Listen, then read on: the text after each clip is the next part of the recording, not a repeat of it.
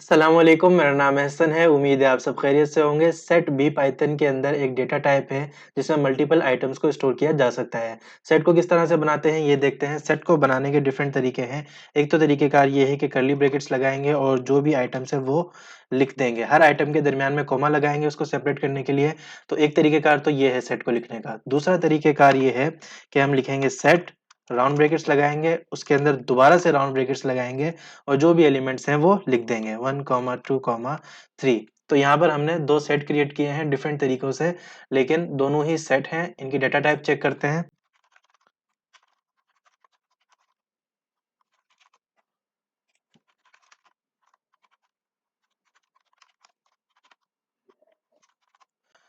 Run करेंगे तो देखें यहाँ पर ये दोनों की डेटा टाइप सेट ही बता रहा है।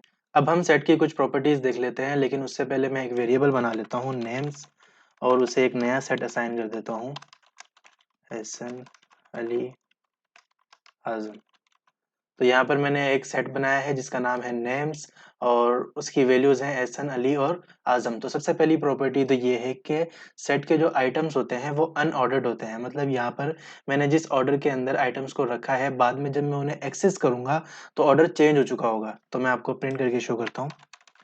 प्रिंट करेंगे नेम्स, रन करेंगे तो देखें जिस ऑर्डर के अंदर आइटम्स को लिखा था अब उस ऑर्डर के अंदर वो नहीं है। अब जितनी बार भी मैं इसको एक्सेस करता रहूंगा ऑर्डर चेंज हो जाएगा। देखें अगेन ऑर्डर चेंज हो गया है।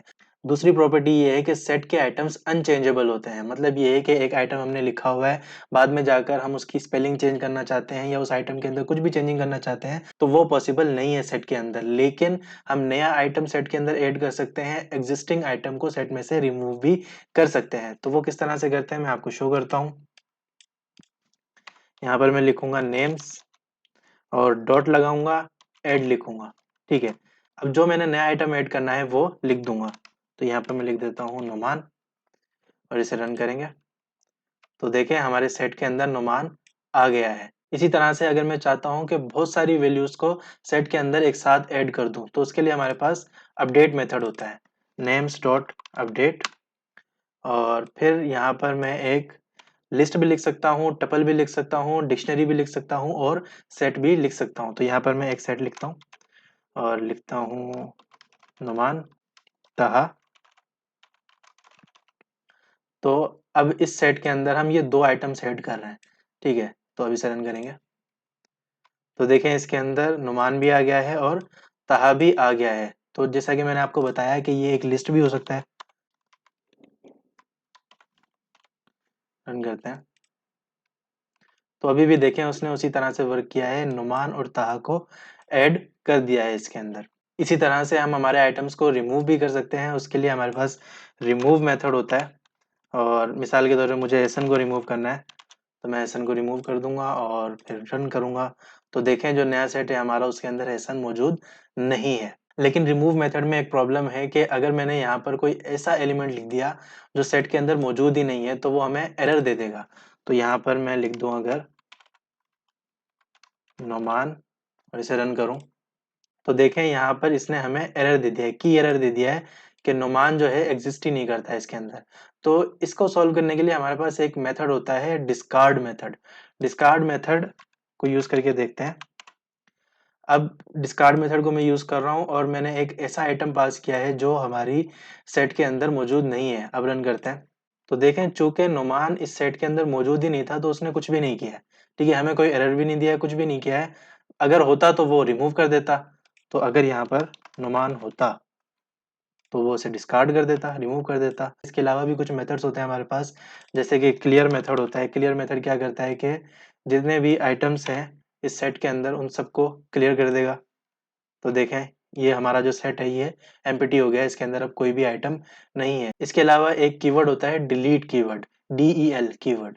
तो उसका काम ये होता है कि अगर हमें पूरे के पूरे सेट को डिलीट करना है तो उसकी मदद से हम कर सकते हैं। तो इसे अगर मैं हटा दूं, पहले हम यहाँ पर नेम्स को प्रिंट करेंगे, फिर हम लिखेंगे DEL और नेम्स, उसके बाद दोबारा प्रिंट करने की कोशिश करेंगे। तो देखें यहाँ पर तो ये हमारे सेट को प्रिंट करके दिखा देगा, फिर यहाँ पर वो उसे डिलीट कर देगा और जब दोबारा से हम उसे प्रिंट करने की कोशिश करेंगे तो वो एरर दे देगा।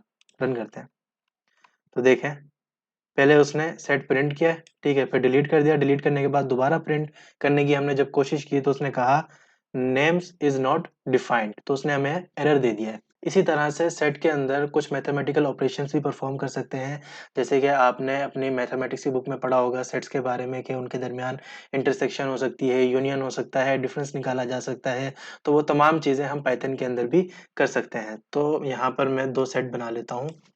एक तो है नेम्स और फिर लिख लेता हूँ मोर नेम्स। इसके अंदर मैं लिख देता हूँ कुछ आइटम सेम लिख लेंगे, कुछ नए आइटम लिख लेंगे।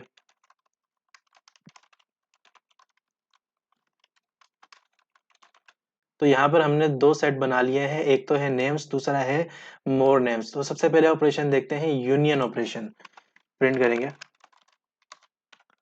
नेम्स डॉट यूनियन और मोर नेम्स, ठीक है। इसे रन करेंगे तो देखें यहाँ पर एक नया सेट बन गया है जो दोनों की यूनियन से बना है। तो इसमें तमाम के तमाम आइटम्स मौजूद हैं। ऐसे देखिए यहाँ पर एक बार आया है क्योंकि सेट के अंदर डुप्लीकेट आइटम्स अलाउड नहीं है। एक आइटम सिर्फ एक ही बार आएगा, वो डुप्लीकेट नहीं हो सकता। तो सेकंड ऑपरेशन देखते हैं इंटरसेक्शन। इंटरसेक्शन क्या करता है, जो दोनों के अंदर सेम आइटम्स होंगे सिर्फ और सिर्फ उनको लिखेगा। तो रन करते हैं तो देखें दोनों के अंदर सिर्फ और सिर्फ एसन सेम था, तो उसने यहाँ पर एसन लिख दिया है। इसके बाद एक ऑपरेशन होता है डिफरेंस ऑपरेशन। तो यहाँ पर मैं डिफरेंस लिख दूंगा और इसे रन करूंगा तो देखें डिफरेंस ऑपरेशन इसने यहाँ पे परफॉर्म करके दिखा दिया है। इसके अलावा एक ऑपरेशन होता है सिमेट्रिक डिफरेंस, उसे रन करते हैं तो देखें वो ऑपरेशन भी परफॉर्म हो गया है। तो ये था हमारा आज का टॉपिक। उम्मीद है कि आपको टॉपिक अच्छे से समझ आ गया होगा। अगर कोई भी कंफ्यूजन है तो कमेंट बॉक्स में आप पूछ सकते हैं, मैं आपको जवाब लाजमी दूंगा। वीडियो पसंद आई है तो लाइक कीजिए, चैनल को सब्सक्राइब कीजिए। मिलते हैं नेक्स्ट वीडियो में। Thank you.